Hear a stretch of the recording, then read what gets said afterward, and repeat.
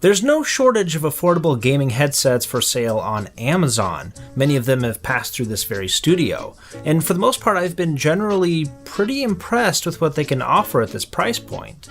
Today's example is no exception, and even offers features that I've never seen before.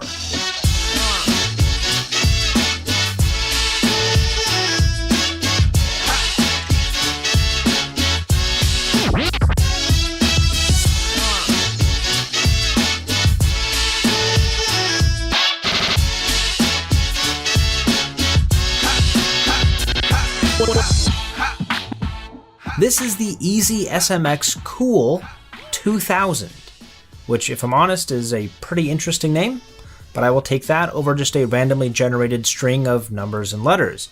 It is for sale on Amazon for roughly $27, and if you are interested in purchasing this device by the end of this review, then consider using my affiliate link found in the video description.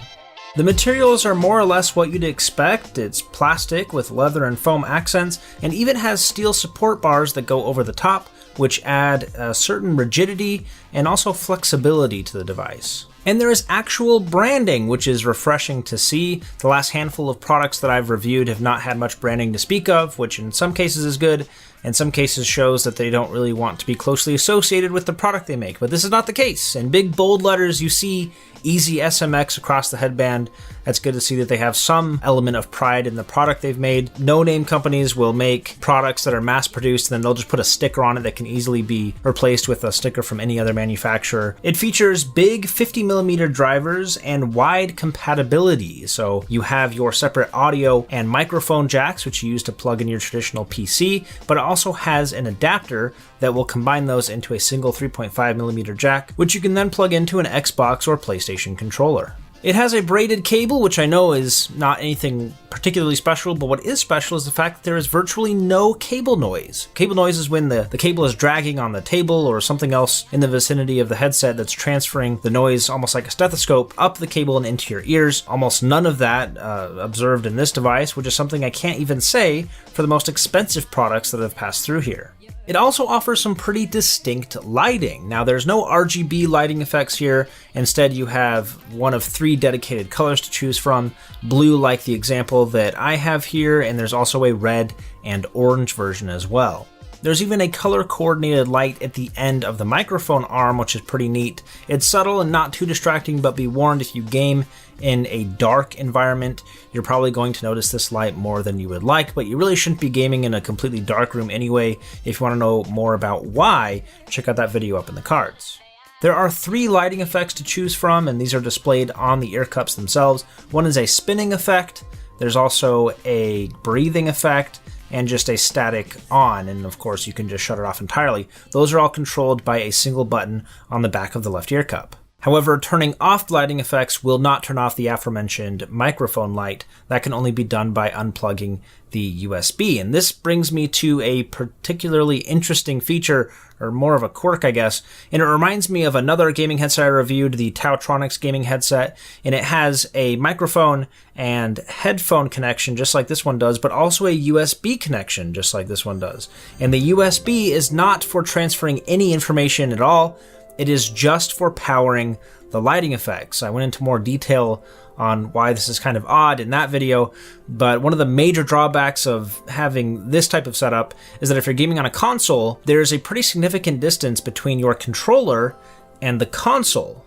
That's where the USB port is located. That's usually across the room from you. So you have the headset plugged into the controller, and the USB port is clear across the room. So unless you game essentially with your Xbox in your lap, you're really not going to be able to use the lighting effects if you game on a console. As I mentioned several times in my headset reviews, my 3 things I look for in a gaming headset are audio quality, comfort, and microphone quality, in that order. The bass sounds pretty good, but honestly it's the clarity of the audio that I found particularly surprising. There's no static, no high frequency hissing. It's a very clean and crisp sound that comes through the headphones. And it does get pretty loud, even turned up all the way. There's very minimal distortion, which is nice. There's definitely some thanks to be given to those large 50mm drivers. Unfortunately, the comfort department is where it falls a little bit short. There's plenty of padding on the ear cups and also on the top of the headband, but the ear cups are perfect circles. They're not actually shaped like a human ear. This is really odd. They're not big enough to completely encapsulate your ears either, so they're not really an over-the-ear headset, and they're not really an on-the-ear headset. They're kind of both. They kind of sits on part of your ear and sits over part of your ear. It's not all that comfortable. I end up having to tuck my ear up into it. That's the most comfortable way I found to use it. Thankfully, there's enough padding there that it kind of compensates, but it's definitely not a great design. They should have at least looked at a human ear before designing that shape. Definitely the least compelling part of this headset. And apart from that, it's way too big. It's a one-size-fits-all design with a tension adjustment over the top, and this actually works pretty well, but its default setting is just too big. I have a pretty average size head, and it's too big for me. It hangs down just a little bit, and it only gets bigger from there. The microphone is very flexible and can stay completely out of the way if you want it to, and it's easily muted by pressing a button on the back of the left ear cup. Now what's really interesting is muting the microphone actually turns off that little light on the microphone arm. I've never seen this before on any headset. I've never seen a little light on the microphone arm turn off when you mute it. That's actually a really thoughtful inclusion. I can't tell you how many times I've gone through half a game before realizing my teammates haven't been hearing a word I've been saying because I've been muted the entire time. That's pretty neat. Unfortunately, the recording quality is not very good. It's not particularly loud, and even adjusting the settings in the audio control panel doesn't seem to help. I've messed with a bunch of settings there. Nothing seems to really fix it. There's a lot of static. It doesn't pick up my voice that great. And I've seen other video reviews of this exact headset, and it doesn't sound nearly as bad as it does here. So I'm a little bit optimistic that maybe this is just a bad example.